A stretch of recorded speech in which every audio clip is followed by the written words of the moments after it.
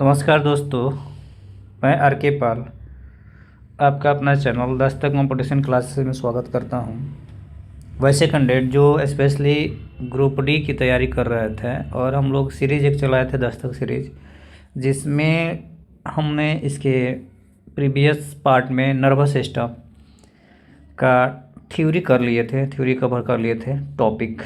जैसे कि पता है कि टॉपिक वाइज हम लोग एक क्लास करते हैं, एक वीडियो में एक टॉपिक ख़त्म होता है, उसके बाद जस्ट उसका PYQ मैं कराता हूँ। जो मोस्ट इम्पोर्टेंट होते हैं 50 क्वेश्चन होते हैं जो PYQ से लिए रहते हैं और एक्सपेक्टेड रहते हैं, जो आने की प्रबल संभावना रहती है।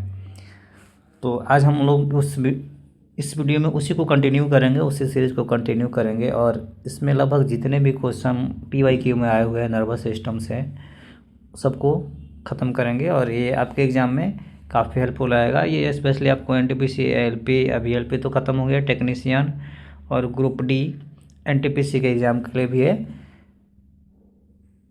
फ़ायदेमंद रहेगा। तो चैनल पे विजिट करके बाकी पिछली जितनी भी वीडियो हैं उसको आप जाके देख सकते हैं, क्लासेस जितने हैं आप जाके देख सकते हैं ताकि आपको फ़ायदेमंद हो जाए। क्लास को हम लोग कंटिन्यू करेंगे और देखते हैं हम लोग पहला क्वेश्चन। आइए,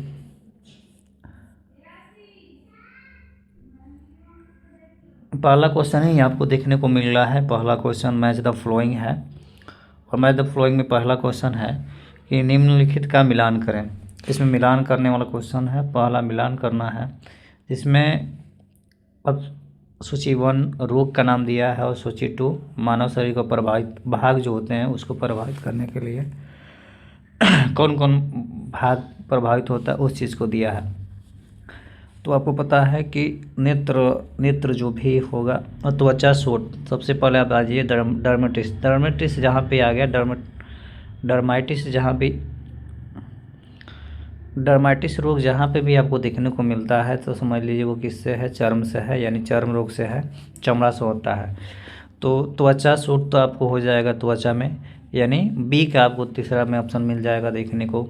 इसके अलावा गाउट जहाँ पे भी आपको आता है, गाउट का मतलब होता है जोड़, किसी भी चीज़ को जोड़ने वाला, गाउट उसको बोलते हैं, तो आपका ये आ जाएगा जोड़ में।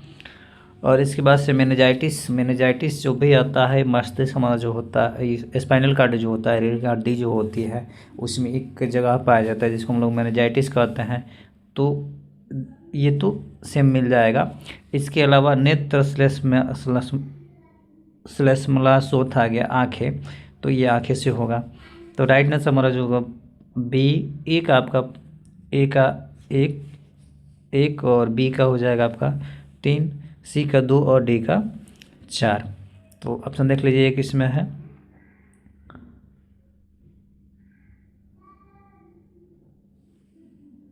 ऑप्शन बी में आपको ये देखने को मिला 1, 3, 2, 4, तो राइट आंसर हमारा यही हो जाएगा।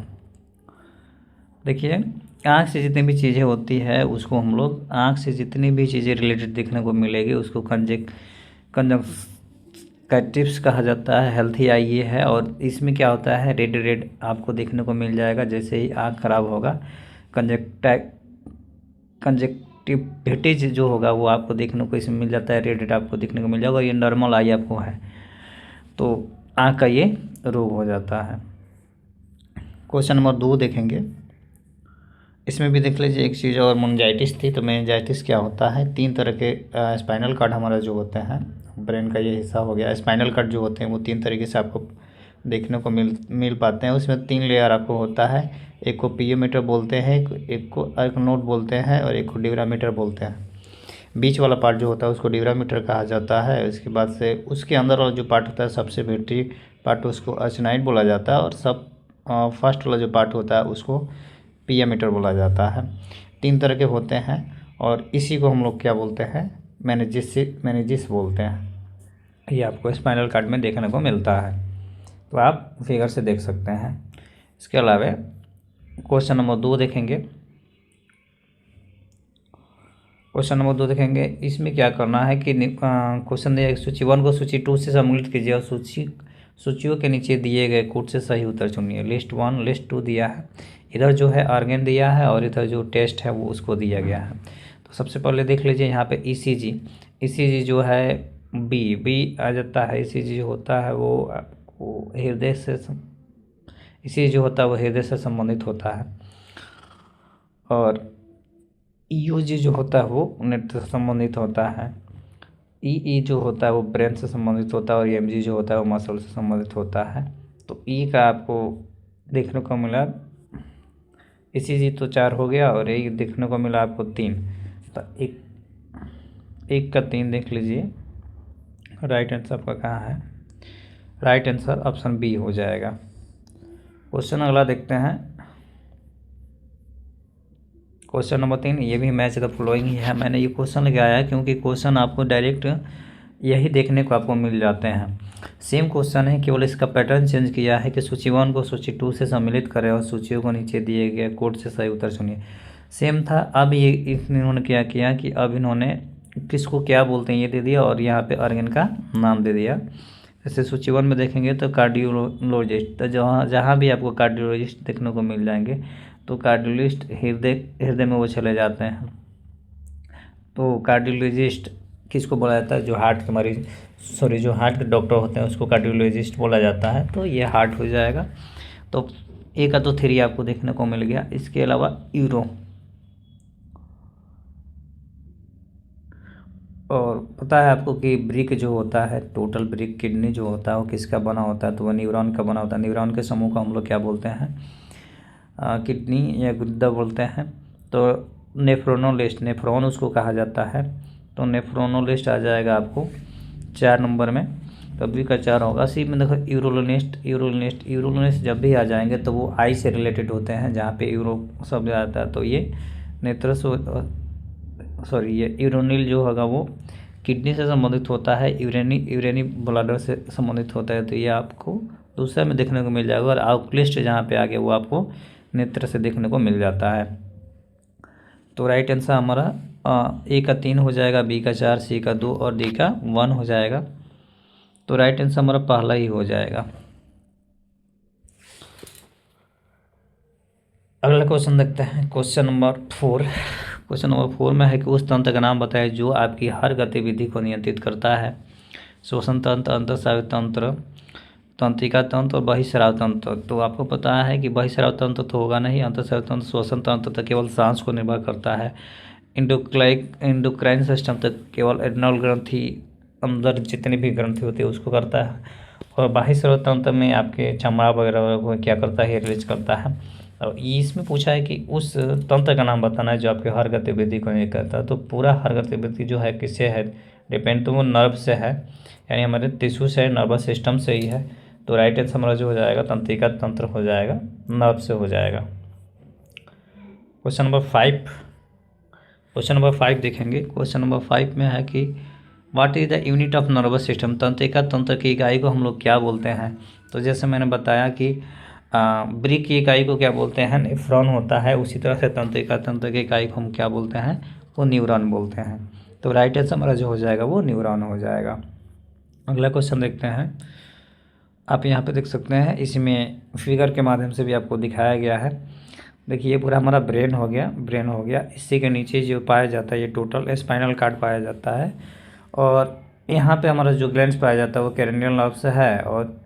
और यहाँ पे जो बॉडी पाया जाता है उसको स्पाइनल नर्व से बोलते हैं। और ये गैंग्लिया है जहाँ पे 2 स्पाइनल नर्व्स जुड़ते हैं। तो इसमें पूछा है कि तंत्रिका तंत्र में कौन कौन शामिल है? तो आपको पता है कि हमारा जो नर्वस सिस्टम होता है वो एक सेंट्रल नर्व सिस्टम होता है, एक पीएनएस होता है, पेरिफेरल नर्व सिस्टम। इसके पहले मैं थ्योरी बता चुका हूँ, उसमें आप जाकर देख सकते हैं। तो इसमें पूछा है कौन शामिल है? तो इसमें आप देख लीजिए ब्रेन भी है, स्पाइनल कार्ड यानी न्यूरोलॉजी भी है, नर्व्स जितने पाए जाते हैं 3 वो भी शामिल है। यानी राइट आंसर हमारा जो हो जाएगा उपरोक्त सब भी हो जाएगा। अब एक बार थोड़ा सा इसको समझने का प्रयास करते हैं। मैं थ्योरी भी लेके आया हूँ, थोड़ा सा थ्योरी को भी हम लोग रिवाइज करते हैं। जैसे तंत्रिका तंत्र के भाग में देखेंगे तो नर्वस सिस्टम हो गया, इसको 2 पार्ट में बांटा जाता है। एक सीएनएस में बांटा जाता है, एक पीएनएस में जाता है जो सेंट्रल नर्वस सिस्टम होता है, और पेरिफेरल नर्वस सिस्टम होता है। इसमें केंद्रीय तंत्रिका तंत्र में 2 चीज़ें आ जाती हैं आपको, ब्रेन और स्पाइनल कार्ड। दोनों चीज़ें मिल के क्या बनाती हैं? सीएनएस कहलाती हैं।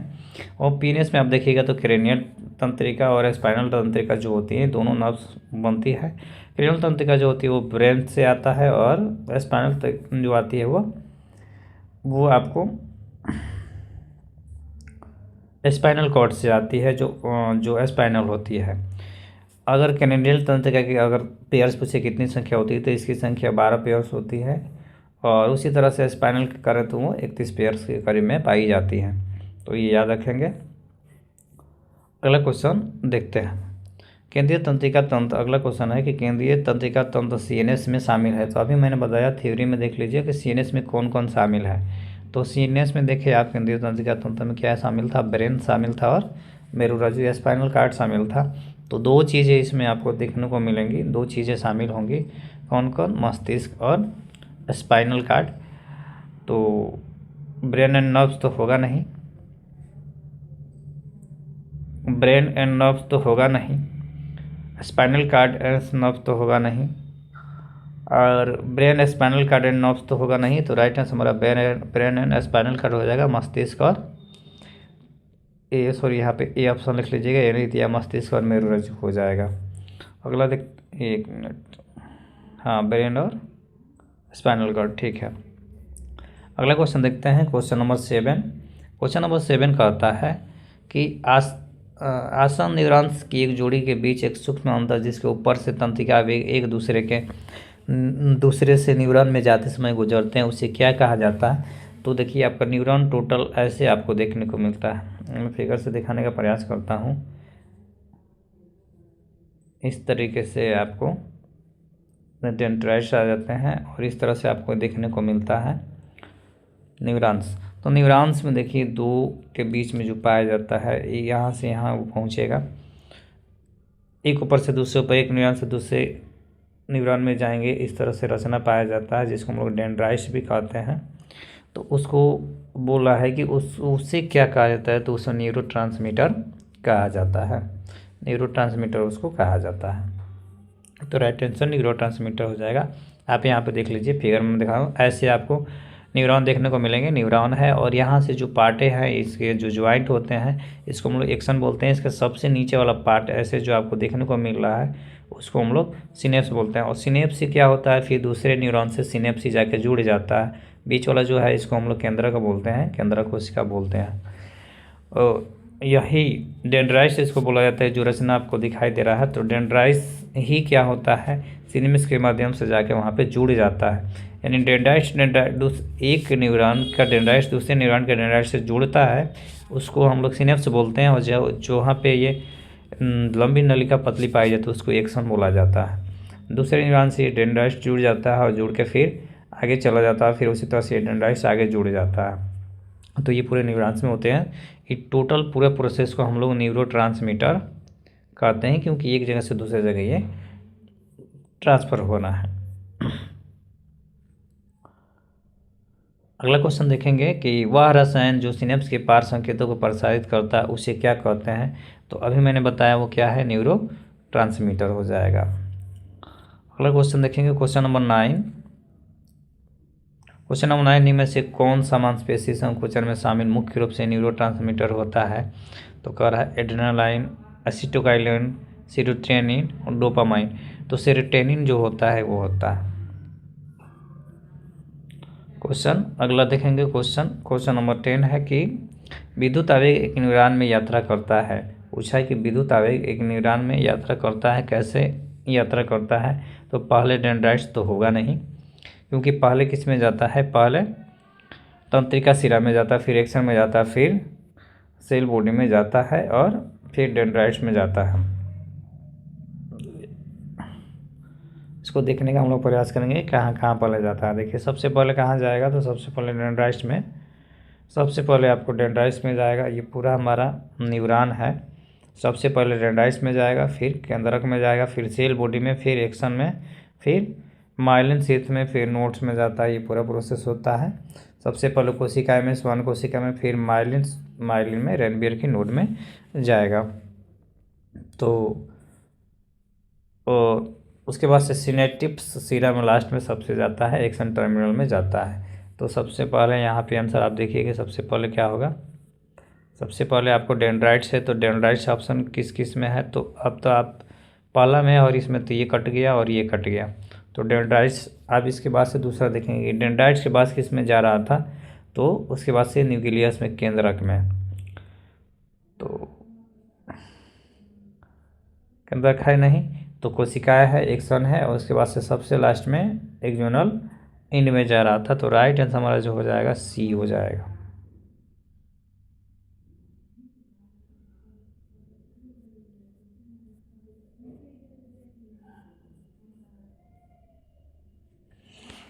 अब अगला क्वेश्चन देखेंगे, क्वेश्चन नंबर आपको अगला क्वेश्चन देखेंगे, क्वेश्चन नंबर 11 है। लगभग 30 क्वेश्चन है, आपको 30 क्वेश्चन देखने को मिलेंगे। कौन सी तंत्रिका मस्तिष्क से जुड़ी होती है और खोपड़ी से निकलती है? कौन सी तंत्रिका मस्तिष्क से जुड़ी होती है और खोपड़ी से निकलती है? तो आप देखिए यहाँ पे मस्तिष्क से कौन सा जुड़ा हुआ है। फिगर में मैंने बताया था, मैं दिखा रहा हूँ, फिगर पे आता हूँ तो दिखाता हूँ।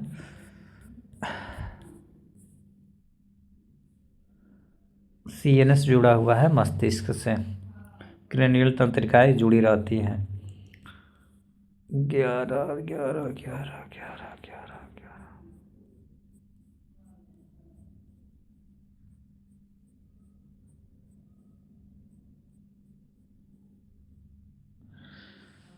तो आपको कौन सी नर्व्स देखने को मिल रही थी, कौन सी नर्व्स? तो क्रेनियल नर्व्स आपको देखने को मिल जाएगा। यही क्या होता है, मस्तिष्क से जुड़ा रहता है, खोपड़ी से।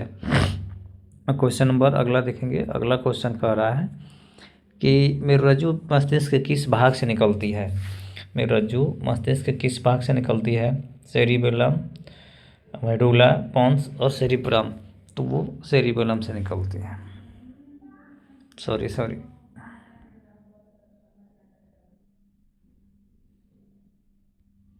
हाँ, इसने पूछा है कि मेरुरज्जु मस्तिष्क के किस भाग से निकलती है, तो इसके नीचे देखिए स्पाइनल कार्ड है, और ये मेडुला है, और ये क्या है, सेरिबेलम है। सेरिबेलम से निकलती है, तो राइट आंसर हमारा सेरिबेलम हो जाएगा। आप फिगर में भी देख सकते हैं।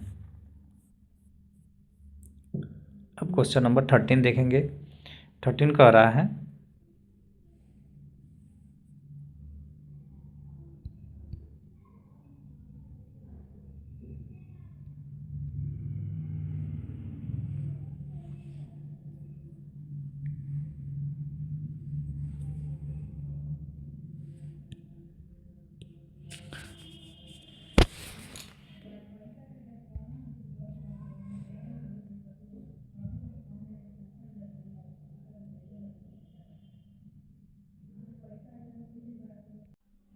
निम्न से कौन सा एक न्यूरॉन का प्रकार नहीं है? तो कौन सा न्यूरॉन का प्रकार नहीं है पूछा है, तो इसमें पूछा है कि श्वसन न्यूरॉन, संवेदी न्यूरॉन, तो सेंसरी न्यूरॉन तो होगा ही, मोटर न्यूरॉन तो होता ही है, रिले न्यूरॉन भी होता है, लेकिन रेस्पिरेटरी न्यूरॉन नहीं होता है, तो राइट आंसर ये डी हो जाएगा। अगला क्वेश्चन हम देखेंगे, क्वेश्चन नंबर 14 कि 14 कह रहा है कि संवेदी रिसेप्टर्स में केंद्रीय का तंत्रिका तंत्र का अवयव खुले जाने वाले न्यूरॉन के प्रकार को कहा जाता है? संवेदी न्यूरॉन, मोटर न्यूरॉन और रिले न्यूरॉन। तो वो राइट आंसर हमारा जो होता है संवेदी न्यूरॉन होता है। राइट आंसर सेंसरी वाला ही हो जाएगा। अगला क्वेश्चन देखते हैं। अब देखिए यहाँ पे थोड़ा सा इस चीज़ को समझने का प्रयास करेंगे, न्यूरॉन के बारे में आपको देखने को मिलेगा। संवेदी न्यूरॉन सेंसरी होता है। स्टिमुलस किसी चीज़ को हम देखते हैं, फिर वो रिसेप्टर क्या करता है, उस चीज़ को ऑब्जर्व करता है, और फिर वही चीज़ें रिले न्यूरॉन से होते हुए कहाँ पे आ जाता है, इफेक्टर में हो जाता है। फिर हम किसी चीज़ को क्या करते हैं, रिस्पॉन्स करते हैं, और ये हमारा ब्रेन होता है। और मोटर न्यूरॉन से होकर फिर क्या करता है, इफेक्टर को बताता है, और फिर हम इसे रिस्पॉन्स करते हैं। तो क्वेश्चन इसमें पूछा है कि संवेदी रिसेप्टर्स केंद्रीय तंत्रिका तंत्र का अवयव तक ले जाने वाले न्यूरॉन के प्रकार को क्या कहा जाता है? तो राइट आंसर आप देख लीजिए, रिले न्यूरॉन होना चाहिए, सेंसरी न्यूरॉन होगा। ठीक है, सेंसरी न्यूरॉन होगा राइट आंसर। राइट आंसर संवेदी न्यूरॉन हो जाएगा।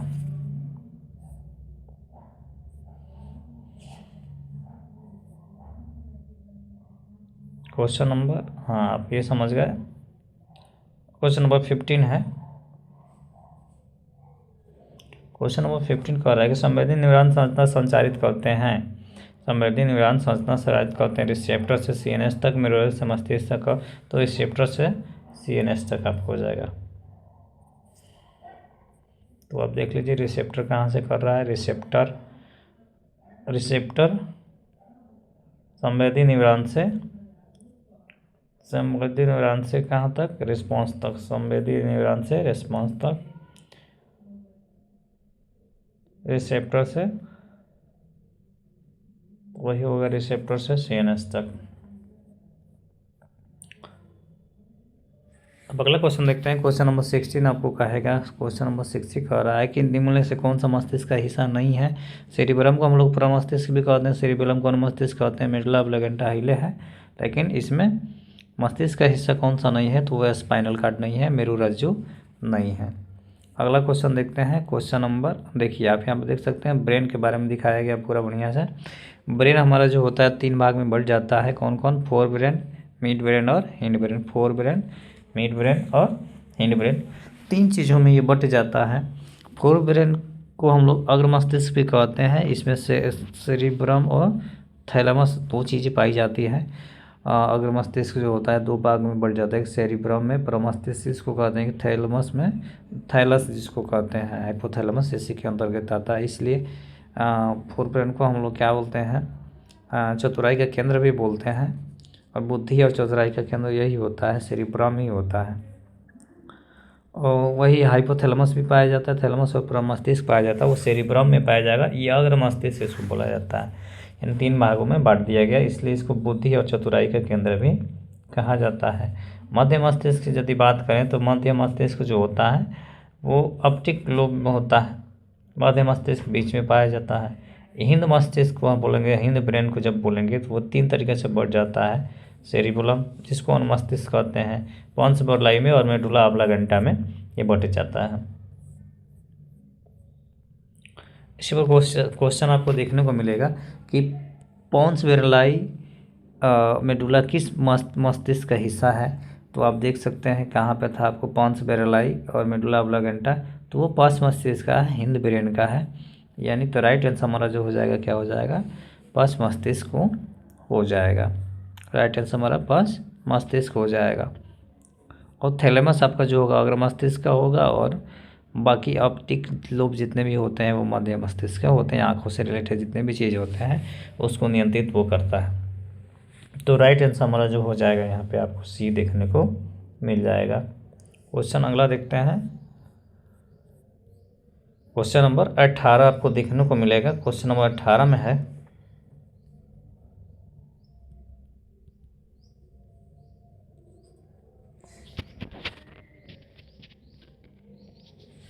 क्वेश्चन नंबर 18 है कि मनुष्य में स्वैच्छिक गति के समन्वय करने में से कौन सा जिम्मेदार है। स्वैच्छिक गति को तो हो जाएगा आपका सेरिब्रम। देखिए सेरिब्रम हो जाएगा, सेरिब्रम मस्तिष्क, प्रमस्तिष्क जिसको हम लोग बोलते हैं। मस्तिष्क में देखिए कि मस्तिष्क का सबसे बड़ा भाग जो होता है वो सेरिब्रम ही होता है, और ये शरीर की ऐच्छिक क्रियाओं को क्या करता है, वो नियंत्रित करता है। जैसे लर्निंग, रीजनिंग, स्मरण शक्ति, इंटेलिजेंस।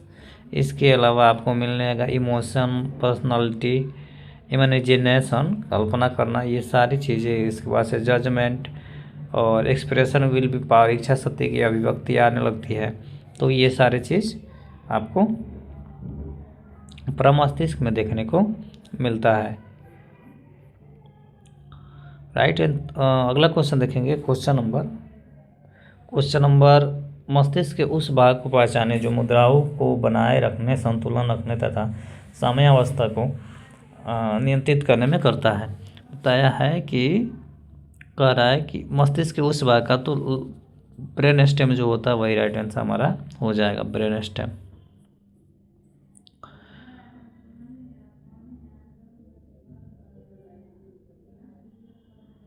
क्वेश्चन नंबर 22 है, तो it regulate the muscular movement from locomotion, it is a part of brain, both A and B. कह रहा है कि सेरिब्रम के बारे में से कौन सा कथन सही है। चलने फिरने के लिए मांसपेशियों की गति को नियंत्रित करता है, बिल्कुल सही है। मस्तिष्क का एक हिस्सा है, हाँ बिल्कुल सही है। तो ए और बी दोनों हो जाएगा, राइट आंसर हमारा ए और बी दोनों हो जाएगा। क्योंकि वो बिल्कुल है। अगला क्वेश्चन कह रहा है कि हमारे शरीर में, क्वेश्चन नंबर 19, अभी लगभग 13 है, हमारे शरीर में अनैच्छिक क्रिया निम्नलिखित द्वारा होती है। अनैच्छिक क्रिया प्रमस्तिष्क, मेडुला, अग्र मस्तिष्क मेडुला, मेरुरज्जु में मेडुला, मध्य मस्तिष्क में मेडुला। हमारे शरीर की अनैच्छिक क्रियाएँ जो होती है वो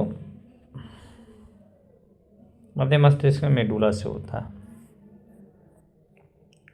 क्वेश्चन नंबर 20 आपको देखने को मिलेगा। 20 कह रहा है कि मस्तिष्क का कौन सा भाग सूक्ष्म गति को नियंत्रित करता है और शरीर का संतुलन और संतुलन बनाकर मनुष्य के मांसपेशियों को बनाए रखता है। तो आपको पता है कि वो क्या है, सेरिबेलम है।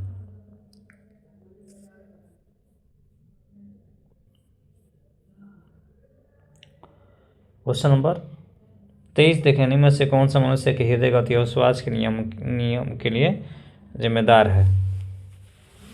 तो हाइपोथैलेमस हो जाएगा। सारी चीज़ों को ये क्या करता है, नियंत्रित करता है। क्वेश्चन नंबर 24 देखेंगे कि निम्न में से कौन सा कथन सत्य है। निम्न में से कौन सा कथन सत्य है। पर्यावरण में किस चीज़ के प्रति प्रतिक्रिया में अचानक की गई क्रिया को रिफ्लेक्स क्रिया कहते हैं। संवेदी न्यूरॉन मेरुरज्जु से मांसपेशियों तक लेके जाते हैं और मोटर न्यूरॉन से रिसेप्टर से मेरुरज्जु तक का संकेत ले जाते हैं। वह मार्ग जिसके माध्यम से रिसेप्टर मांसपेशियों ग्रंथियों तक प्रेषित होते हैं रिफ्लेक्स अर्क कहलाते हैं। तो चौथा तो सही है आपका, तो पहला एंड चौथा आपका सही हो जाएगा। जैसे देखिए यहाँ पे कैसे कैसे पहुँचा रहा है। पहले सेंसरी मैटर है, संवेदी न्यूरॉन से कहाँ पहुँच जाता है, रिले न्यूरॉन में पहुँचाता है। रिले न्यूरॉन में पहुँचाया, रिले न्यूरॉन से मोटर न्यूरॉन पहुँचाया, मोटर न्यूरॉन से इफेक्टिव नर्व में पहुँचाया। उसके बाद से वो आपकी जगह पर वो चला जाएगा।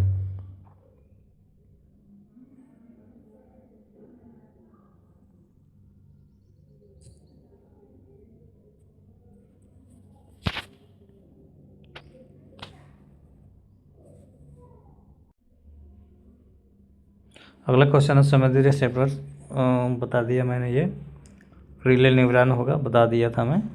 अगला क्वेश्चन अगला देख लेते हैं। हम कहाँ तक पहुँच गए थे, 19 तक पहुँच गए थे। ऑप्टिकल लोब में देख लीजिए मध्य मस्तिष्क होता है, अपस मस्तिष्क में मस्तिष्क पॉन्स मेडुला ऑब्लिंगेटा होता है। तो ये मैंने बता दिया पश्च मस्तिष्क में पाया जाता है। 18 नंबर में भी आपको यही होगा, सेरिबेलम ही होगा। प्रमस्तिष्क मैंने बता दिया, प्रमस्तिष्क का वर्ग क्या क्या है। शरीर की ऐच्छिक प्रमस्तिष्क होता है, शरीर की ऐच्छिक क्रिया को क्या करेगा, नियंत्रित करेगा। और इसके अलावा भी इतने सारी चीज़ें, लर्निंग को, तर्क शक्ति को, स्मरण शक्ति को, बुद्धिमत्ता को, कल्पना, निर्णय, इच्छा शक्ति, सबको क्या करता है, वो मदद करता है सब में। 21 नंबर क्वेश्चन देखेंगे। 21 नंबर क्वेश्चन में कह रहा है कि मस्तिष्क विभाग 50 जो मुद्राओं को बनाए रखने मैंने बता दिए है, ब्रेनस्टॉर्म। अगला देखेंगे सेरिबेलम के बारे में। यह चलने फिरने के लिए मांसपेशियों की गति को नियंत्रित करता है, यह मस्तिष्क का एक हिस्सा है। तो राइट आंसर हो जाएगा ए और बी दोनों। राइट आंसर जो हो जाएगा ए और बी दोनों हो जाएगा।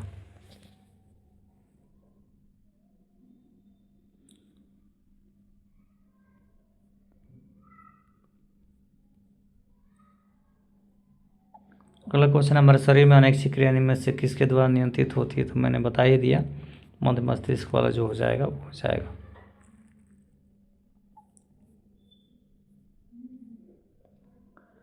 अगला क्वेश्चन है कि मस्तिष्क का कौन सा भाग सूक्ष्म गति को नियंत्रित करता है, शरीर का संतुलन और मनुष्य के मांसपेशियों को के तोड़ को बनाए रहता है।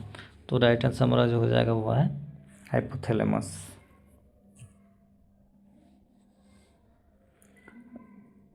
राइट आंसर जो होगा वो हो जाएगा हाइपोथैलेमस।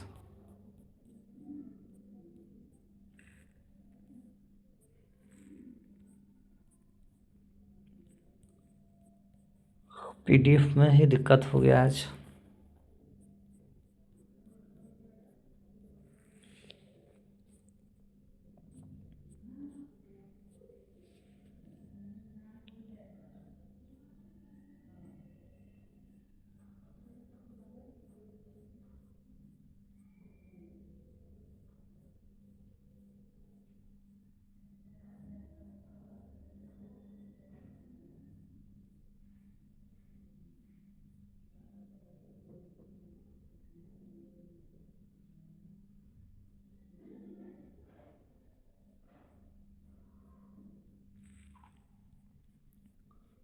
एक मिनट, PDF में दिक्कत है।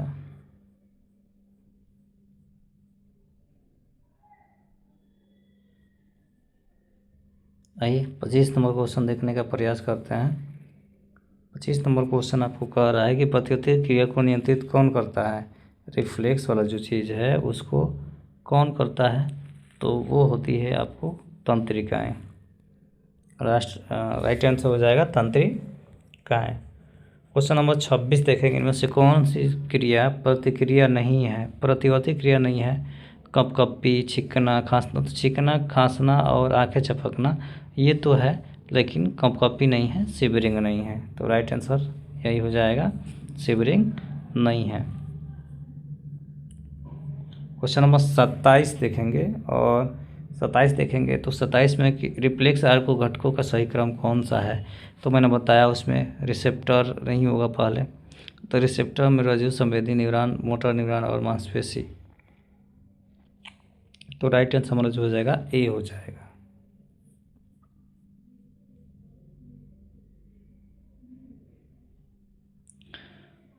क्वेश्चन नंबर 28 देखेंगे।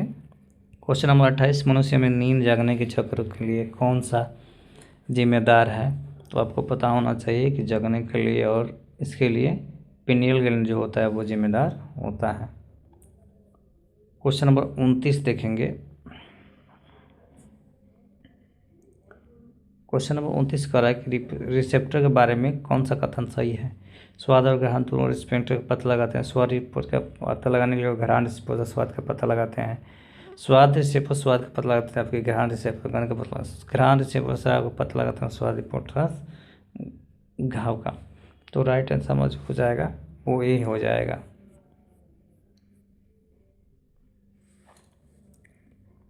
फर्स्ट एंड लास्ट क्वेश्चन इस वीडियो का होगा, आपको जो देखने को आपको मिल जाएगा। इनमें से कौन सा क्वेश्चन मस्तिष्क के बारे में सत्य है।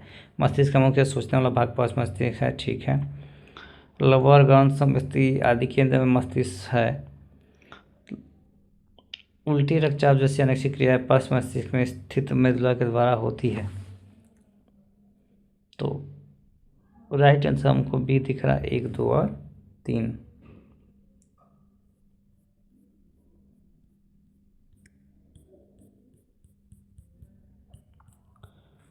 तो आई होप आपको वीडियो अच्छा लगा होगा, वीडियो पसंद पड़ा होगा। अपना ध्यान रखें, मिलते हैं हम लोग नेक्स्ट वीडियो में। आई होप आप लोग बहुत अच्छे होंगे। Have a nice day, take care.